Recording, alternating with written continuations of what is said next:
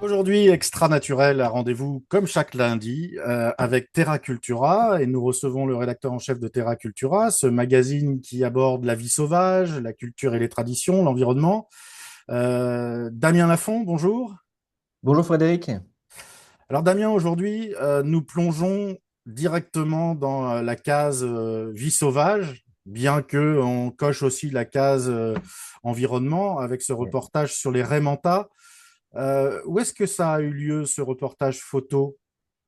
Alors, je l'avais déjà dit, je crois, plusieurs fois dans les épisodes passés, mais je vis une partie de l'année, une grande partie de l'année en Indonésie, plus précisément sur l'île de Bali. Et à côté de l'île de Bali, on a un site qui est privilégié pour l'observation des raies manta, qui s'appelle Manta Point, mais il y a plusieurs endroits. Donc, c'est sur une île qui s'appelle Nusa Penida. Et il y a des facilités, on va dire, pour observer en fait ces animaux qui font aussi euh, l'attraction de beaucoup de personnes, quoi. Donc c'est dans les eaux de Bali, l'océan D'accord. Indien. Alors, donc vous vivez là-bas une partie de l'année. Oui. C'est un peu vous le plongeur de la bande, si j'ai bien compris. Oui. Mais alors, vous avez contribué. Comme vous le dites d'habitude, ce sont toujours des reportages participatifs.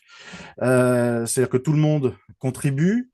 Là, vous avez fait une vidéo qui est de vous, qu'on peut retrouver en bas de page.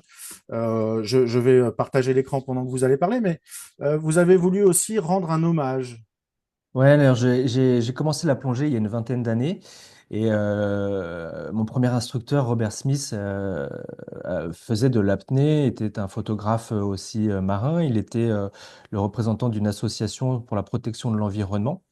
Et c'est lui aussi qui m'a beaucoup initié donc à la biologie marine, etc. Donc c'est quelqu'un qui m'a beaucoup inspiré. Malheureusement, lors d'une de ses plongées en apnée, il est décédé. Et il m'avait fourni des images à l'époque. Donc avec son ami de l'époque, on a eu les droits. Et pour lui rendre hommage, on a partagé donc quelques photos. Voilà.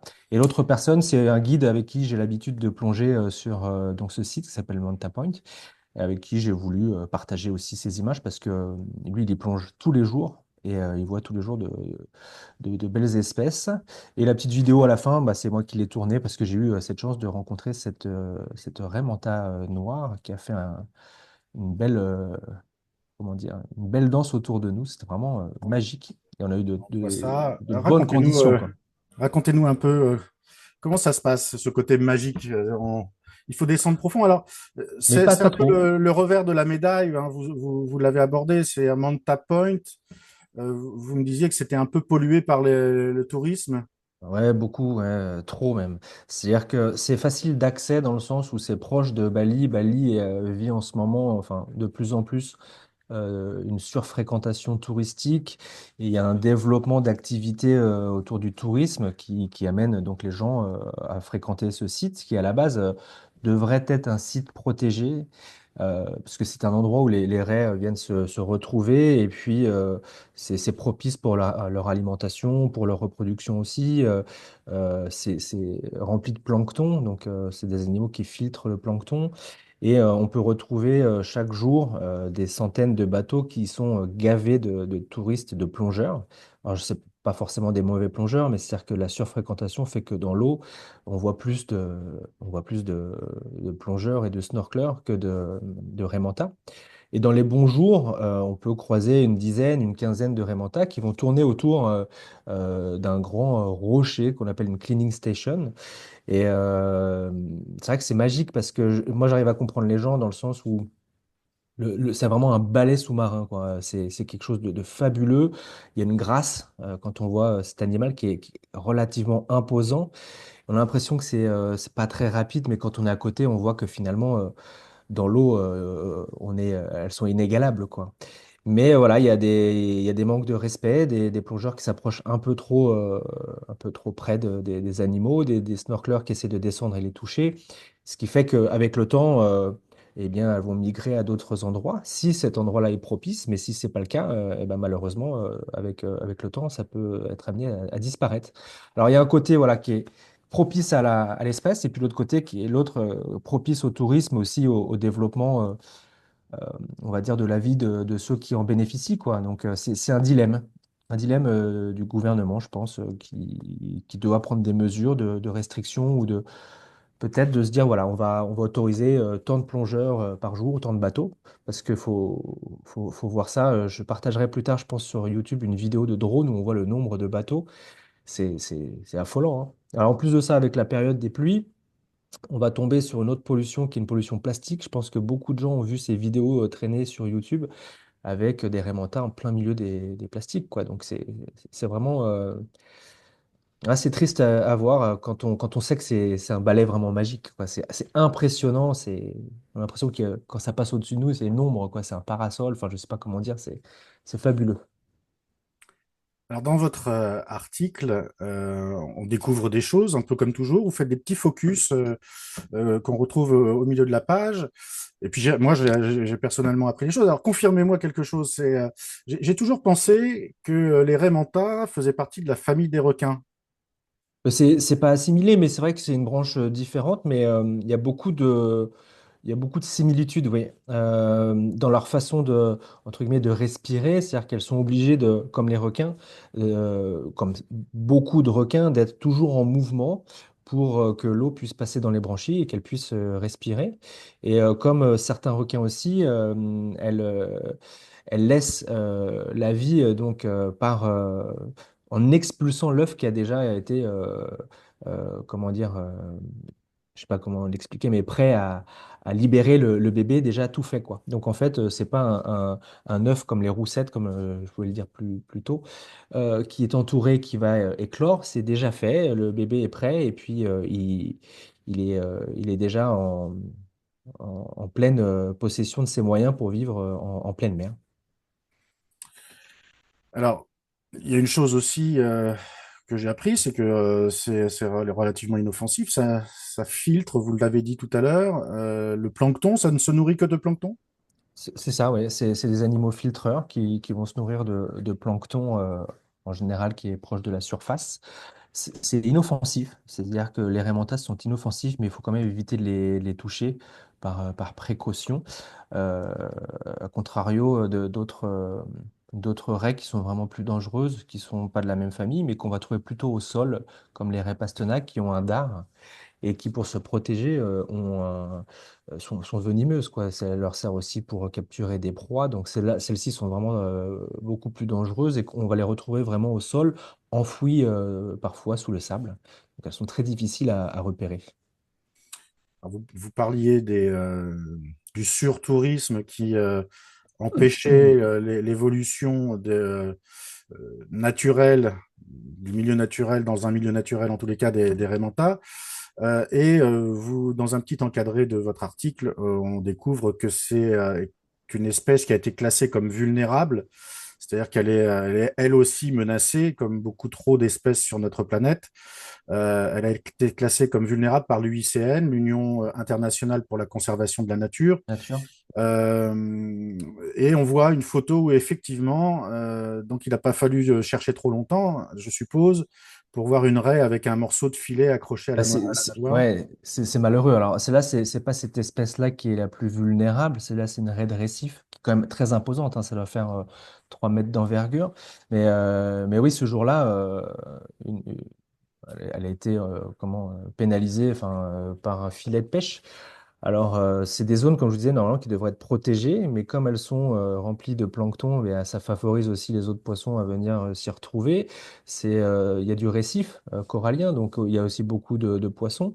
Et forcément, les pêcheurs viennent, peuvent déposer un filet, et puis elles peuvent se coincer dedans. Donc, c'est malheureusement pas rare.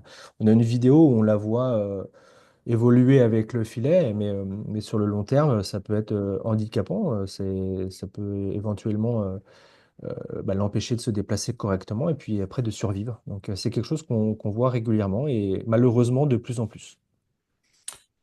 Bon voilà, donc c'est un grand reportage avec de belles photos et un hommage à votre ancien professeur, Robert Smith, dont l'épouse vous a autorisé à publier les photos, et puis Exactement, une oui. vidéo à la fin qui est de votre fête, puisque vous êtes plongeur aussi.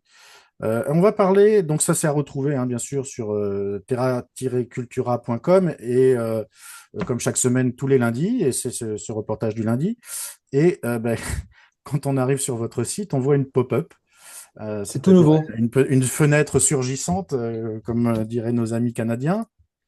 Euh, euh, et vous lancez une cagnotte de soutien sur Ulule. Exactement. Alors, vous allez nous raconter un peu. Vous souhaitez recueillir 1500 euros. Vous venez de la lancer. Et vous êtes à 530 euros à peu près Mhm. aujourd'hui. Bon, c'est pas un don inintéressé puisqu'il est possible d'acheter des photos. Alors, on rappelle que Terra Cultura, c'est une association de photographes avant tout, Oui, qui sont éparpillés sur la planète. Donc, vous ramenez des beaux clichés de toutes sortes. Et là, on peut acheter un livre, des portraits, des photos format A4, et puis après des affiches carrément, exactement. pour différents montants. Et puis vous proposez la petite cerise sur le gâteau de faire participer en quelque sorte vos lecteurs à votre aventure. Exactement, oui. Alors ça fait partie des contreparties.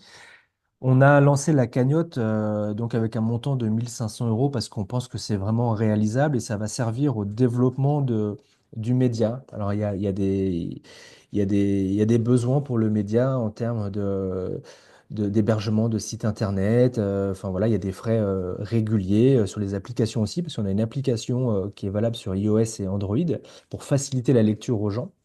Et on a aussi des reporters, des photographes, des gens qui sont dispersés un petit peu partout dans le monde. Et ces gens-là produisent du contenu pour nous et on se doit de les rétribuer. Alors même si on est une association de loi 1901, on a quand même l'envie, nous, de rétribuer un minimum bah, pour ces photographes. Et de l'autre côté, on a aussi cette partie de contribution pour des projets que j'avais expliqué la dernière fois sur des projets d'urgence, quand on est sur des reportages et qu'on voit des situations difficiles avec des personnes qui sont dans des situations d'urgence avec un besoin en alimentation, en confort, donc, ou alors une école pour l'éducation. Donc, c'est à quoi va servir la cagnotte.